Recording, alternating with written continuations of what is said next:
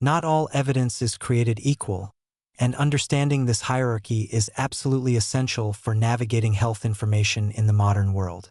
Yet one of the most common mistakes people make is treating all sources of information as if they carry the same weight. Your cousin's Facebook post about her friend's neighbor who got sick after vaccination is not equivalent to a randomized controlled trial involving tens of thousands of participants. Let me explain why this matters. Medical science has developed a rigorous hierarchy for evaluating the strength of evidence. At the very top are systematic reviews of randomized controlled trials, followed by individual randomized controlled trials, then cohort studies, case control studies, case series, individual case reports, and finally, at the bottom, anecdotal reports and personal testimonials. The design of a study matters tremendously. Randomized controlled trials control for confounding variables that observational studies simply cannot address. Large population studies can detect patterns that are completely invisible in small samples. And systematic reviews synthesize findings across multiple studies to identify consistent patterns while accounting for outliers and methodological differences. Here's where this becomes critically important in vaccine discourse. That Oncotarget paper that spread widely claiming to link vaccines to cancer? It's what's called a scoping review, which is essentially a survey of case reports, the weakest tier of evidence. Yet it was presented and shared as if it were definitive proof, when in reality it should carry minimal weight compared to large epidemiological studies finding no such association. When you're evaluating health claims, you need to look at study design. How many people were included?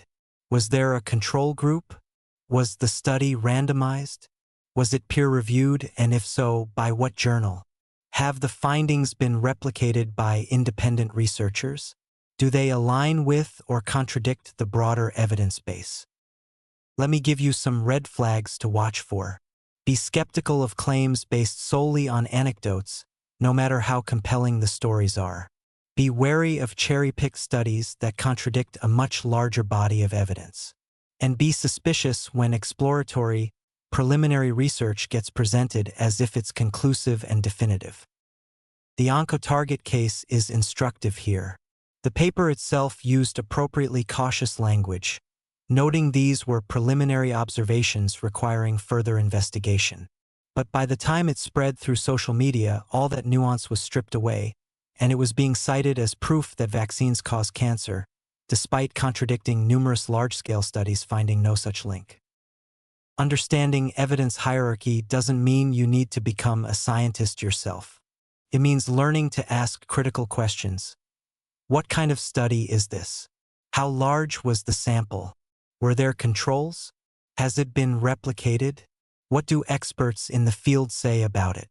And critically, does this single study overturn a large body of existing evidence, or does it align with what we already know?